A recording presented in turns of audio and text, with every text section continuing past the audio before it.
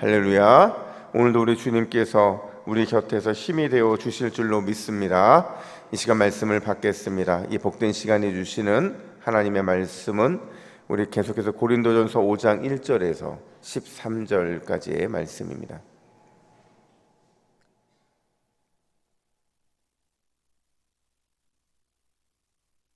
고린도전서 5장 1절부터 13절 단호함과 은혜라는 제목으로 오늘 말씀을 받겠습니다.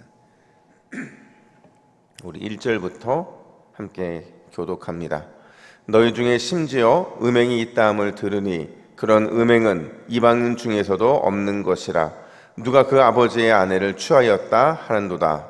그리하고도 너희가 오히려 교만하여져서 어찌하여 통한이 여기지 아니하고 그 일 행한 자를 너희 중에서 쫓아내지 아니하였느냐. 내가 실로 몸으로는 떠나 있으나 영으로는 함께 있어서 거기에 있는 것 같이 이런 일을 행한 자를 이미 판단하였노라. 주 예수의 이름으로 너희가 내 영과 함께 모여서 우리 주 예수의 능력으로 이런 자를 사탄에게 내어 주었으니 이는 육신은 멸하고 영은 주 예수의 날에 구원을 받게 하려 함이라. 너희가 자랑하는 것이 옳지 아니하도다. 적은 누룩이 온 덩어리에 퍼지는 것을 알지 못하느냐. 너희는 누룩 없는 자인데 새 덩어리가 되기 위하여 묵은 누룩을 내버리라. 우리의 유월절 양 곧 그리스도께서 희생되셨느니라. 이러므로 우리가 명절을 지키되 묵은 누룩도 말고 악의에 찬 누룩도 말고 누룩이 없이 오직 순전함과 진실함의 떡으로 하자. 내가 너희에게 쓴 편지에 음행하는 자들을 사귀지 말라 하였거니와 이 말은 이 세상에 음행하는 자들이나 탐하는 자들이나 속여 빼앗는 자들이나 우상 숭배하는 자들을 도무지 사귀지 말라 하는 것이 아니니 만일 그리하려면 너희가 세상 밖으로 나가야 할 것이라. 이제 내가 너희에게 쓴 것은 만일 어떤 형제라 일컫는 자가 음행하거나 탐욕을 부리거나 우상 숭배를 하거나 모욕하거나 술 취하거나 속여 빼앗거든 사귀지도 말고 그런 자와는 함께 먹지도 말라 함이라. 밖에 있는 사람들을 판단한 것이야 내게 무슨 상관이 있으리오마는 교회 안에 있는 사람들이야 너희가 판단하지 아니하랴. 함께 읽습니다. 밖에 있는 사람들은 하나님이 심판하시려니와 이 악한 사람은 너희 중에서 내쫓으라. 아멘. 여러분, 보통 상처가 났을 때요, 보통 상처를 치료하는 방법은 두 가지가 있잖아요.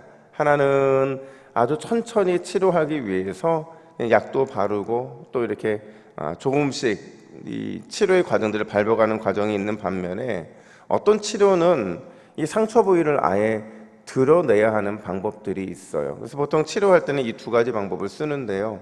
제가 이번에 필리핀에 갔을 때 유심히 현지인들의 이 치아를 좀 봤어요. 치아를 봤는데 어린아이들은 괜찮은데 나이가 드시면 드실수록 뭘 잘 못 드시는 거예요. 못 드시다 보니 왜 못 드시나 봤더니 이빨이 없는 겁니다. 앞니도 빠져 있고 또 어금니들도 빠져 있고 그렇게 말을 하다 보니까 그들의 이제 속 구강 구조가 보이게 된 거예요. 그래서 제가 선교사님께 물었습니다. 이들이 힘들게 사는 건 알겠는데 그렇다고 이빨이 왜 이렇게 없냐? 그때 하시는 말씀이 이분들이 갖고 있는 치료 방법이 있다는 거예요. 그 치료 방법이 뭐냐면 자꾸 이렇게 이빨이 아프면 통증이 심하잖아요. 이게 한 번 아프고 두 번 아프고 이러면 이걸 감당하기가 힘들다는 거죠. 그래서 아예 아프지 말라고 이빨을 그냥 뽑아버린다는 거예요. 그러니까 조금 치료하면 나을 수 있는 것을 반복해서 아프지 말라고 그냥 뽑아버린다라는 거죠. 물론 그들이 사용하는 방법이 옳은 건 아닐 수가 있어요. 그리고 불구하고 이걸 영적으로 좀 해석을 해보면 그들이 취하고 있는 이런 방법은 굉장히 단호했다라고 볼 수가 있는 거죠. 오늘 본문이 바로 그 얘기를 하고 있는데요. 오늘 본문 5장에서는요, 고린도 교회가 지금 안고 있는 두 번째 문제를 지적을 해요. 첫 번째 문제가 분열의 부분이었다고 한다면 두 번째는 바로 이 음행에 대한 부분인데 우리 1절 말씀을 같이 한번 읽어볼까요? 1절입니다. 시작. 너희 중에 심지어 음행이 있다함을 들으니 이런 음행은 이방인 중에서도 없는 것이라.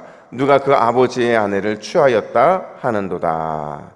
여러분, 여기서 음행이라는 이 단어는요, 고대 당시에는 이런 이 매춘이나 또 간통 이런 것들을 사용할 때 쓰나 굉장히 부적절한 이런 악한 행동에 대한 표현을 할 때 음행이라는 것을 사용을 하고 있는 거예요. 근데 심지어 이 음행이라는 단어 앞에 심지어라는 표현을 쓰고 있거든요. 그러니까 강조하고 있는 거예요. 그만큼 고린도 교회가 보여주고 있는 음행의 모습이 바울에게는 굉장히 실망이고 큰 충격이었다라는 거죠. 그럼 어떤 음행을 저지르고 있느냐? 1절 하반절을 보시면 아버지의 아내를 취하였다 이렇게 말을 해요. 그러니까 친어머니를 취했다 이런 말이 아니고요.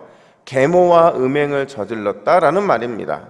사실 여러분 유대교회에서도요 이런 일은 없어요. 유대교회에서 만약에 이 근친상간의 죄가 범해졌으면 아주 굉장히 엄격하게 죽음으로써 이 문제를 다루고 있거든요. 그러니까 이런 심각한 죄가 고린도 교회 예수 그리스도를 믿는 공동체 안에 발생하게 됐다라는 거예요. 근데 여러분 문제는 뭐냐?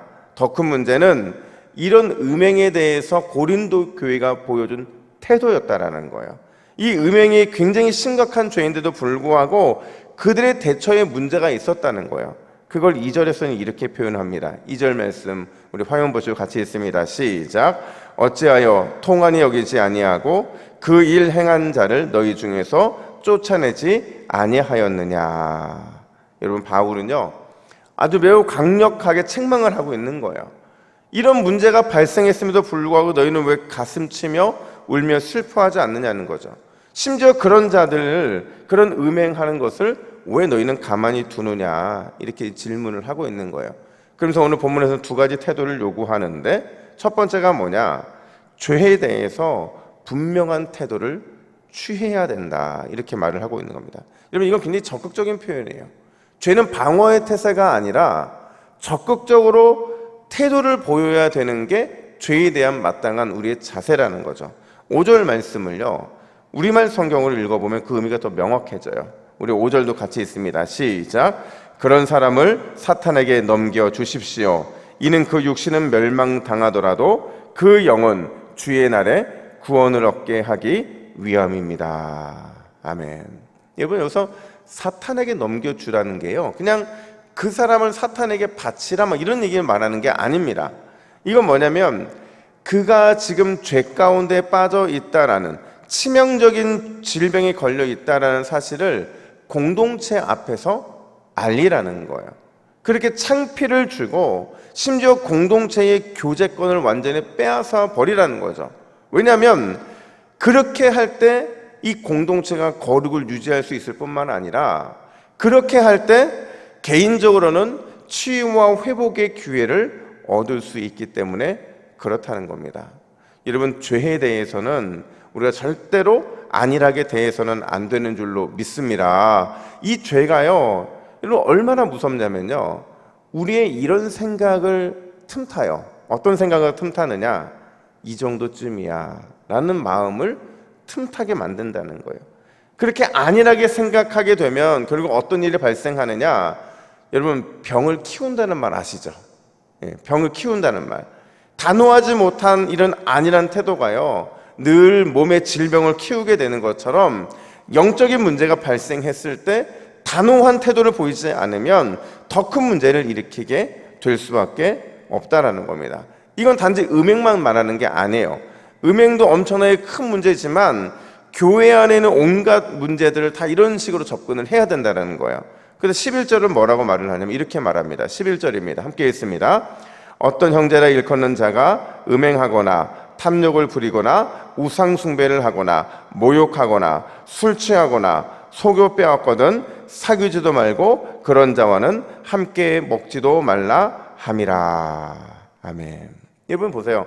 탐욕, 우상 숭배, 모욕, 술 취함, 속여 빼앗음 이런 모든 것들은요 우리가 이 땅에 존재하는 모든 공동체 안에 나타날 수 있는 현상들이거든요. 그러니까 작은 죄의 이런 모습들이 공동체 안에 여러 가지의 모습으로 나타나게 되었을 때 그런 것들에 대한 태도가 우리에게 중요하다는 거예요. 사귀지도 말고 먹지도 말라. 이 말은 뭐냐면 그들과 완전히 분리되라는 거예요. 말도 섞지도 말고 교제하지도 말 정도로 그들과 상관을 끊어버리라는 거죠. 이게 여러분 이 땅을 살아가면서 우리가 가능한 일입니까? 어려워요. 하지만 우리의 마음에 그 정도의 배수의 진을 칠 수 있어야 된다는 거죠. 그런 배수의 진을 쳐서 공동체의 거룩함을 지키는 것, 내 영혼의 거룩함을 지키는 것, 그게 최우선순위가 되어야 우리가 살 수 있다, 이 말을 하고 있는 겁니다. 여러분, 죄에 대한 분명한 태도가 우리를 날마다 살리게 되는 줄로 믿습니다. 이 정도쯤이야 라는 마음을 가지고 내버려 두면요, 반드시 문제가 생깁니다. 반드시 우리가 그 문제의 병을 키우게 되는 거예요. 그래서 여러분, 데살로니가전서 5장 22절에서 바울은 뭐라고 말을 하느냐, 악은 어떤 모양이라도 어떻게 하라고요? 버리라, 이렇게 말을 하고 있어요. 이 버리라는 게요, 쓰레기통에다가 집어 넣으라는 거예요. 그러니까 나와는 전혀 상관없는 그런 모습으로 살아가라는 거죠. 바로 이 모습을 하나님이 가장 기뻐하신다는 거예요. 여러분, 점 하나의 악한 모양도 용납하지 않음으로 인해서 우리 공동체를 죄로부터 지켜내는 우리 모두가 되기를 간절히 축복합니다. 뿐만 아니라 두 번째로 바울이 뭘 말해주느냐, 은혜가 공동체의 분위기를 주도하게 만들어야 된다, 이렇게 말을 해요. 여러분, 오늘 본문에 우리가 죄의 오염성, 전염성을 상징적으로 보여주는 단어 하나가 눈에 들어와야 돼요. 그게 뭐냐면 바로 누룩이라는 겁니다. 누룩처럼 죄의 오염성, 전염성이 그렇게 위험하다라는 거예요. 근데 여러분, 바울이 여기서 한 걸음 더 나아가서 뭐라고 말하냐면, 우리가 어떤 믿음의 공동체를 만들어야 되는지를 명확하게 얘기하는데, 우리 8절 말씀을 같이 읽습니다. 8절입니다. 시작. 이러므로 우리가 명절을 지키되 묵은 누룩으로도 말고 악하고 악에 찬 누룩으로도 말고 누룩이 없이 오직 순전함과 진실함의 떡으로 하자. 아멘. 여러분, 우리의 목표는요, 누룩을 제거하는 데 있지 않아요. 그러니까 누룩이라고 하는 것은 우리 안에 있는 거짓되고 더러운 것들이에요. 이거 제거하는 건 굉장히 중요합니다.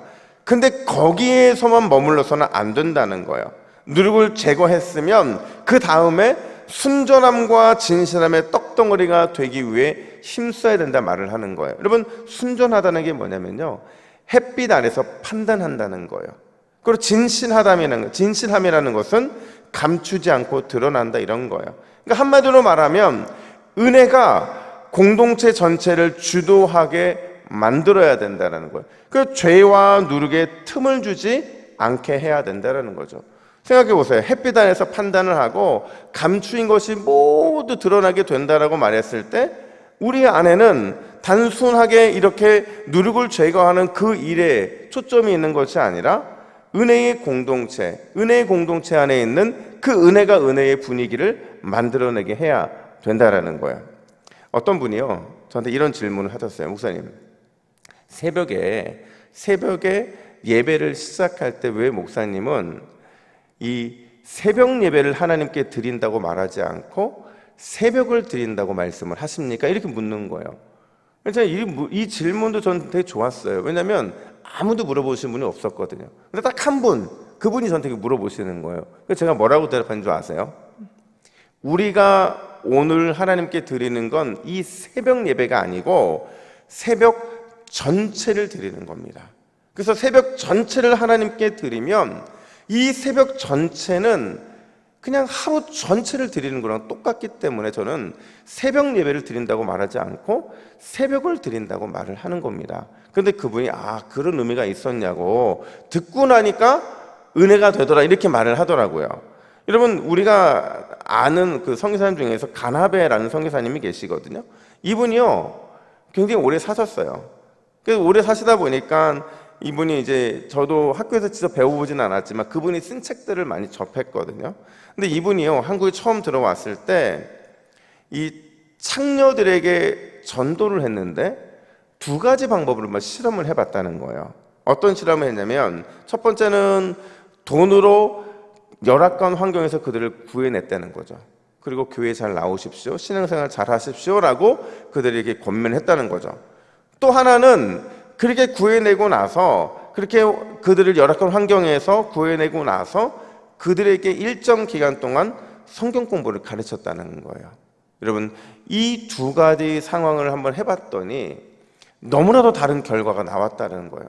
어떤 결과가 나왔느냐, 돈으로 전도했을 때는 그들이 과거로 돌아가는 이런 일들이 너무 빈번하게 일어났다는 거죠. 근데 그들의 말씀이 그들의 안에 들어가니까 전혀 다른 삶을 살게 되었다는 거죠. 돌아가는 사람도 적을 뿐만 아니라 그들이 이제는 새로운 직업을 찾고 그 직업을 통해 하나님께 자신의 삶을 드리더라는 거죠. 이게 뭐를 말해주는 거냐면요, 우리에게 있어서 그냥 이 누룩을 제거하는 것, 죄의 오염성과 전염성의 위험을 깨닫고 그것들을 공동체 안에 제거하는 것 필요하다는 거죠. 근데 더 중요한 건 뭐냐면, 그리고 난 이후에 말씀의 은혜가 공동체를 주도하게 만드는 이 체질의 변화가 훨씬 더 중요하다는 것을 보여주는 예라는 거죠. 그러면서 성교사님 뭐라고 말씀하셨냐면, 무조건 주님 만나 속사람이 변화되어야만 소망이 있다, 이렇게 말을 했다라는 거예요. 여러분, 죄에 대해서 우리는 단호해야 되는 줄로 믿습니다. 단순히 단호해서 끝나지 말고, 그러면 정죄에 빠지게 될 수도 있거든요. 여기서 한 걸음 더 나아가서 은혜와 말씀이 우리의 속사람과 우리의 공동체를 주도하게 만들어야 되는 줄로 믿습니다. 그러면 여러분, 그 공동체는 좋은 공동체고, 그럴 때 우리의 마음에 소망이 있고 치유와 회복뿐만 아니라 능력이 우리 안에 넘치게 되는 거예요. 우리가 이렇게 기도를 좀 했으면 좋겠어요. 화면 보시고 우리 두 가지 짧은 기도 제목 같이 읽습니다. 시작. 주여, 죄에 대해 단호하게 하옵소서. 은혜와 말씀이 나와 우리 공동체를 주도하게 하옵소서. 우리 이런 기도 제목을 함께 기도하는 이 새벽이 되기를 간절히 축복합니다. 함께 기도하겠습니다. 하나님 아버지, 은혜와 사랑을 감사합니다. 고린도 교회가 너무도 작은 누룩을 용납함으로 인하여 교회 전체가 힘들어지고 또 어두워졌음을 우리는 보게 됩니다. 하나님, 우리가 우리 공동체를 지키기 위해서, 나의 마음과 또 우리의 가정을 지키기 위해서 죄에 대해 단호한 마음으로 설 수 있도록 우리를 붙잡아 주시옵소서. 죄에 대해 단호할 뿐만 아니라 은혜의 말씀이 나와 우리 공동체를 주도할 수 있도록 하나님 인도하여 주시옵소서. 그리함으로 우리의 삶이 날마다 주님의 은혜와 회복과 치유를 풍성하게 경험하는 복된 삶이 될 수 있도록 인도해 주시옵소서. 감사드리며 예수님의 이름으로 기도하옵나이다. 아멘.